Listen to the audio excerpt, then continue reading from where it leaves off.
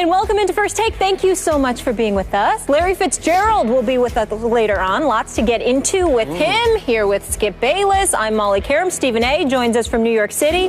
Hi, guys. Good morning. Good morning. How y'all doing? How are you? I'm doing all right. Slight little headache, but I'm all right. I'm ready to roll. Well, I hope I don't make it worse. Oh, we know that's all going to happen. You always make it worse. I know. All right, let's get into it. Steph Curry scored 31 points, including 13 in the fourth, as the Warriors overcame a 10-point fourth-quarter deficit to defeat the Clippers. Curry has 179 points this season. Only Michael Jordan has scored more in his team's first 5 games of a season over the last 30 seasons. Stephen A., what did this game tell you? Well, what it tells me is that there's an uphill climb for the Clippers to catch the Warriors. The Warriors are clearly the superior team right now. They just seem to have the Clippers' number. They've won 5 straight at the Oracle. More importantly, the Clippers have no answer for Steph Curry when it counts most. Outside of their ability to deny him the ball and limit his number of shots, they certainly don't limit his level of efficiency. He finished with 31 points. He hit 2 key three-pointers in the fourth quarter last night. Not only that, when they went small, it worked to their advantage because, once again, the Achilles heel for the Los Angeles Clippers is a guy I believe would be exponentially better and big time as a center if he could hit free throws in DeAndre Jordan. But because he can't hit free throws, you can't capitalize on whatever prowess he has offensively and defensively when he's on the court. If they go small, it neutralizes them. A couple of three-point shots, Skip, that Steph Curry hit was over DeAndre Jordan. It was DeAndre Jordan really not putting his hands up because he's in foreign territory, being near the three-point line, trying to defend when he's a 7-foot center. So that really inhibits his ability to be as effective as he's put out there to be. When Golden State goes small, what you have is a situation where you've got Draymond Green playing center, you've got Harrison Barnes at your power forward, you've got Andre Iguodala with Klay Thompson and Steph Curry out on the floor with one another. They're far more efficient offensively because the ball moves more, it moves faster, and they get more open shots, evidenced by Harrison Barnes going on a 10-point spurt in the fourth quarter to help bring the the Golden State Warriors back from a 10-point deficit. In the end, what this comes down to is that the Warriors have Steph Curry, who is a flat-out superstar. You take into account the fact that they can go small and really cause problems for opposing teams with their offense, and that defensively, because they can move their feet, because they're feisty defensively, and they can really get up in you, and you can't afford to go big against them because it will really hurt you. They seem to have the ingredient to beat the Los Angeles Clippers. And what I stole from this game is that the Clippers will be competitive. The Clippers will fight. They wouldn't get swept or anything like that. But in a 7-game series, it doesn't seem like they'd have an edge against the Golden State Warriors. They just seemed ill-equipped to deal with the arsenal that the Warriors throw their way.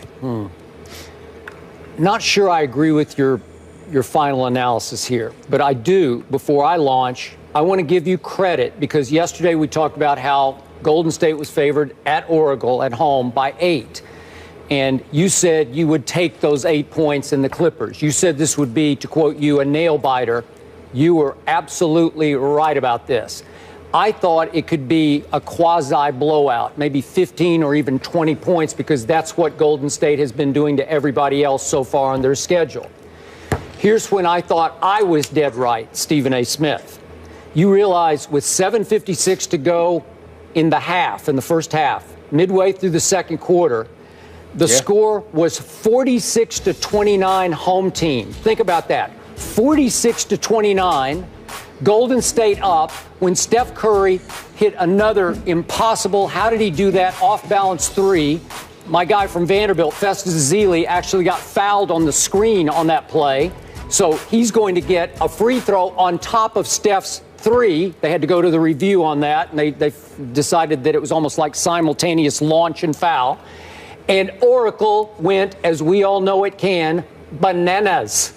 And it felt like, once again, not that they had won the championship, but it was a big celebratory moment for that arena and that home team.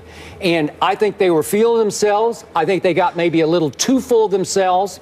And I'm here to tell you, from that moment all the way into the fourth quarter, till the 5:32 mark of the fourth quarter, do you realize the Clippers that you said would make it close outscored Golden State 68-41?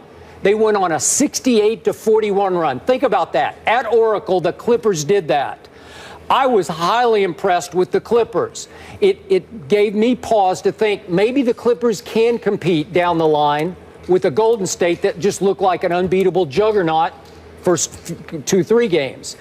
It also gave me some hope for my Spurs. You know, maybe there's some flaw here. There's some Achilles heel, because if you get outscored on your home floor 68-41, wow, it shows some vulnerability. So I went a little deeper into the numbers, and I said, how did that happen? Well, guess what? In that stretch, our man Steph went 1 for 9 in that 68-41 stretch. So the bottom line is, they go as he shoots, as he goes. And yet, Harrison Barnes, remember, the Clippers went up 10 mid-fourth quarter, went up 10 at Oracle, and Harrison Barnes was the first to stem the tide, because in a 2-minute stretch, he scored 10 quick points. Then down the stretch, down the last 5:32, Steph Curry made 4 out of 5 shots. He made 3 threes. Well, that's just too good. As you say, he's a superstar, and nobody could guard him. And the stats showed that when Chris Paul tried to guard him, that was a mismatch. He was eating up Chris Paul. When they mixed and matched on him through the 68-41 run, you know, Austin Rivers tried him. I'm sure everybody took some turns on him, but that seemed to bother him a little more. But my bottom line was, I think Golden State just took its foot too far off the gas. I think they thought, here we go with another 50-point Memphis kind of a blowout. And in the end, when it was time to snap back, to hit that switch again, Steph Curry really hit that switch. So he goes from a 1 out of 9 jag and then makes 4 out of his last 5 shots. Ball game. But you were right. The Clippers made it close. And I came away very impressed with the Clippers' fortitude, their guts, their character, their hang-in ability. Go ahead. Well, I'm impressed with the Clippers as well. I understand that the Clippers are legit. Please don't get me wrong, but we're talking about them going up against the reigning, defending NBA champions. And a guy with Steph Curry, first of all, this notion that he's 6 feet, 6'1", that's a lie. Steph Curry is a legit 6'3". He's got a legit 2 to 3 inch height advantage over Chris Paul. I've stood next to both of them on several occasions. I know this. Not to mention the fact that when you look at Steph Curry being guarded by Chris Paul is a quintessential point guard, and we know that he can defend. But Steph Curry, because of his marksmanship, is the kind of guy you've got to have a taller body on him, somebody that's capable of getting in his face and trying to impede his vision towards the basket. That's not Chris Paul. Chris Paul can't do anything with that. It's just that simple. Chris Paul, on another note, had his numbers for this game. I think he had 24 points, but in the end, he only had 4 points in the second half. And you got to do better against Golden State. You need more from Chris Paul offensively. But again, going back to Golden State, certainly the Clippers have a lot of heart, and you know they're not going to give up, and they have the talent to make any game interesting against anybody. But if you're the Golden State Warriors and you're beating them when Ezeli is in the lineup, and then you take him out of the lineup and you go small and you continue to find a way to beat them, I'm not looking at a 68-41 run that the Clippers went on. I'm looking at when the game was on the line, when it counted most, when you had a 10-point lead in the fourth quarter, somehow, some way, here come the Warriors, and there was little to nothing that you were able to do about it. These are the same Clippers that were blowing out the Houston Rockets in Game 6 of the Western Conference semifinals in Los Angeles at the Staples Center last year. 19 points up with a little bit of time left in the third quarter. And the Houston Rockets, led by Josh Smith, along with Harden. I can't even say Harden because he was on the bench a vast majority of that time. But there were some no-names along with Josh Smith to the Houston Rockets at the time. They went on a 49-9 run. And so when you look at the Los Angeles Clippers, yeah, they can make a run, but they can also give up stuff, and they give it up at the most inopportune of times. So the conclusion that we need to draw from this is that the Clippers are a damn good basketball team.